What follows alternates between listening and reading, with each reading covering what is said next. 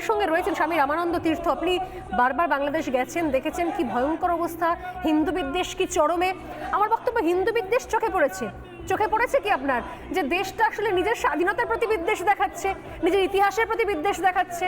এটা চোখে পড়েছে কখনো? দেখুন, বাংলাদেশ হচ্ছে সাংস্কৃতিকভাবে এখন অবধি 70% হিন্দুয়ানি বজায় রাখা একটি দেশ। এটা আমাদের ভুললে চলবে না। এবং ব্যাপার হচ্ছে, এই যে ইউনূস সরকার এসেছে, এই যে ক্ষমতার হস্তান্তর হয়েছে, এটা হচ্ছে বাংলাদেশের তো দুটো গোষ্ঠী ছিল যখন 70 সালের কথা আমরা বলছি বা 52 থেকে দেখেছি। একটা হচ্ছে পাকিস্তানপন্থী, একটা হচ্ছে বাংলাদেশের যে নিজস্ব স্বকীয়তা, অর্থাৎ যে হিন্দুয়ানি যে সংস্কৃতি, এই পন্থী, মানে যাদের ধর্মটা হয়তো ইসলামিক হতে পারে, কিন্তু তারা মূলত যে সভ্যতা, প্রগতিশীল সাংস্কৃতিক বাংলা কৃষ্টির একটি দেশ, সেইটা চেয়েছিল। এবং সেটার জন্য, এটার উপর ভিত্তি করেই তারা বাংলাদেশের দাবি করেছিল। কারণ বাংলা ভাষার জন্য যদি আন্দোলন হয়ে থাকে, বাংলা ভাষাটা তো সংস্কৃত একটি থেকে বেরিয়ে আসা একটি ডটার কনসেপ্ট। এখন ব্যাপার হলো, এই পাকিস্তানপন্থীরা সেই যুগে মানুষকে ম্যানুপুলেট করে একটা বৃহদংশে হত্যাকাণ্ড চালিয়েছে, ধর্ষণ করেছে, খুন করেছে, রাজধানী করেছে। এবং এই দেখুন, হিন্দু দেশ ভারত থেকেই 17,000 সৈন্যর জীবনের বিনিময়ে সেই ওখানকার বৃহদংশের মানুষদের স্বপ্ন সার্থক করে, তাদের ভাষাগত, কৃষ্টিগত, সংস্কৃতিগত সত্তাকে রক্ষা করে তাদেরকে একটি নতুন দেশ উপহার দেওয়া হয়েছে। এখন বিষয় হচ্ছে, দেখুন, এই রাজাকারপন্থীরা, পাকিস্তানপন্থীরা পুনরায় যখন তারা নিজেদের মধ্যে পাওয়ার অ্যাকুমুলেট করেছে, স্বাভাবিকভাবেই তারা আবার সেই পুরনো যে তাদের কৃষ্টিশীল সাংস্কৃতিক ভাবধারা বা চিন্তা শক্তি ছিল, পাকিস্তানপন্থী বা বর্বর ইসলামিক যে পন্থা রয়েছে, অর্থাৎ যে মৌলবাদী ইসলামিক পন্থা, যেখানে আপনারা মানে দেখতে পাচ্ছেন আফগানিস্তানের তালিবানি শাসন কীরকম হতে পারে, তাদের মধ্যে কোনো রকম প্রগতির কিছু নেই, মানে বলতে পারেন এটা বিষ্ঠাপূর্ণ ঝুড়ি। দেখবেন অনেক একটি এই মুহূর্তে বাংলাদেশের অবস্থাটা কি জানেন তো, একটি বিস্তীর্ণ বিষ্ঠাময় একটা ভূমির মতো।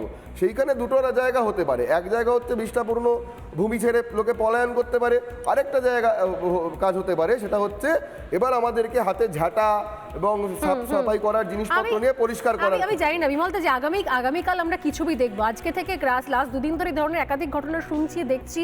মুক্তিযোদ্ধারা অপমানিত হচ্ছেন, হেনস্থার শিকার হচ্ছেন। মানে জিন্নার ছবি, যেখানে জিন্নার জন্মদিন যেখানে পালন করা হচ্ছে, জিন্নার চ্যাপ্টার নতুন করে পাঠ্যপুস্তকে সংযোজিত করা হচ্ছে। আগামীকাল কি আরো ভয়ঙ্কর কিছু অভিজ্ঞতা হতে চলেছে আমাদের? উল্টোটা হচ্ছে যে বাংলাদেশের কোনো টিভি চ্যানেলে বিজয় দিবস পালন হচ্ছে না, অথচ কলকাতায় বসে রিপাবলিক বাংলা বিজয় দিবস পালন করছে। এটা হচ্ছে এদের লক্ষ্য একটাই, সেটা হচ্ছে এরা মুক্তিযুদ্ধের সমস্ত চেতনাকে ভুলিয়ে দিতে চায়। কারণ এরা জানে এখনো বাংলাদেশের একটা বড় অংশের মধ্যে, হিন্দু ছেড়ে দিলাম, হিন্দুদের মধ্যে তো রয়েছেই, লক্ষ লক্ষ হিন্দু মহিলা তার সম্মান নষ্ট করেছে স্বাধীনতার জন্যে। হাজার হাজার লক্ষ লক্ষ হিন্দুর জীবন গেছে স্বাধীনতার জন্য, মুসলিমদের পাশাপাশি। মুসলিমদের মধ্যেও একটা অংশের, তাদের অনেকেই এই তোমাদের টেলিভিশন চ্যানেলে বাংলাদেশ থেকে আসেন, অনেককে আমি চিনি, তাদের মধ্যে এখনো মুক্তিযুদ্ধের চেতনা আছে। এরা ফোর্সফুলি সেটাকে বন্ধ করতে চায়, কারণ এরা জানে এই মুক্তিযুদ্ধের চেতনাটা যতদিন থাকবে, এই কট্টর ইসলামাইজেশন, কট্টর যে ইসলাম প্রতিষ্ঠা করতে পারবে না। আর একটা কথা বলে শেষ করছি, আমি একটু অবাক হয়ে যাচ্ছি একটু জনপ্রশাসনের দৃষ্টিকোণ থেকে। এই রকম একটা শক্তি বাংলাদেশে একদিনে তৈরি হয়নি।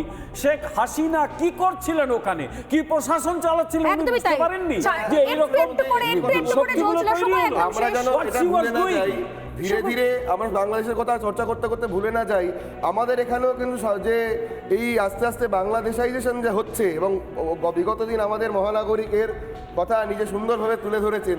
আমরা বাংলাদেশের দিকে দৃষ্টি দিতে গিয়ে আমরা নিজেদের অবস্থা ভুলে না যাই, আমরা প্রিভেনশনটা নিই।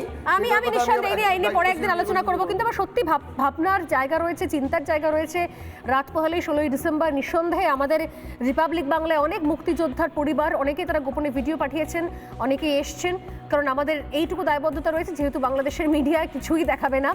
কিন্তু আমি জানি না যে আগামীকাল সেখানে আরো কি নতুন তিক্ত অভিজ্ঞতার সম্মুখীন হবে। নানা ধরনের কন্টেন্ট দেখার জন্য লাইক করুন, শেয়ার করুন আমাদের ফেসবুক পেজ, সাবস্ক্রাইব করুন আমাদের ইউটিউব চ্যানেল। পাশাপাশি অন্যান্য ব্রেকিং নিউজের জন্য অবশ্যই চোখ রাখুন রিপাবলিক বাংলায়।